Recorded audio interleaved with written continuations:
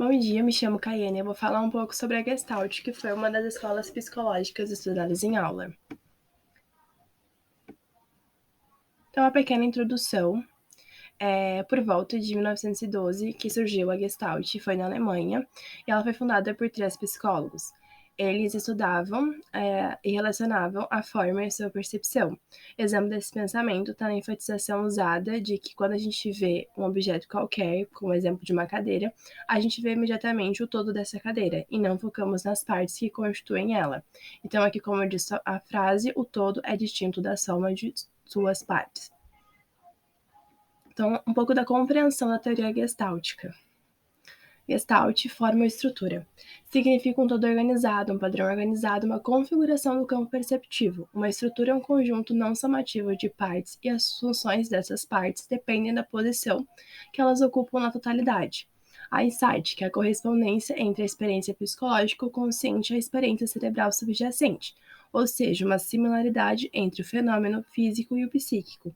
E a figura e fundo, que é a tendência visual de simplificação de cena com o objeto principal para onde olhamos, a figura, e tudo o que forma o cenário de fundo. Então, aqui separei algumas imagens que demonstram um pouco do que foi falado anteriormente. Os princípios gestaltistas da organização da percepção. A lei da pregnância ou boa forma. Sempre enxergamos a composição visual geral como um todo antes de nos aprofundarmos nos seus elementos mais complexos.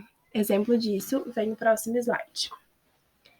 Então, a lei da proximidade é o elemento próximo no tempo e no espaço tendem a ser percebidos juntos, como ali mostra na figura, que a gente percebe, em vez de bolinhas isoladas, a gente vê colunas. A lei da similaridade, igualdade ou semelhança. Os elementos semelhantes tendem a ser vistos como pertencentes à mesma estrutura. Então, ali a gente não vê linhas, a gente vê colunas separadas entre quadradinhos e bolinhas. A lei do fechamento ou cláusula, ou cláusula. Tendência de completar os elementos faltantes da figura para garantir sua compreensão. Por exemplo, ali a gente percebe imediatamente um triângulo ou um cubo. E a lei da boa continuação.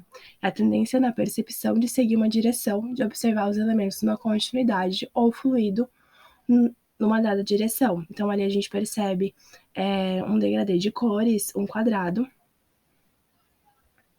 Lei do caráter de participação. As características provêm do contexto que participa.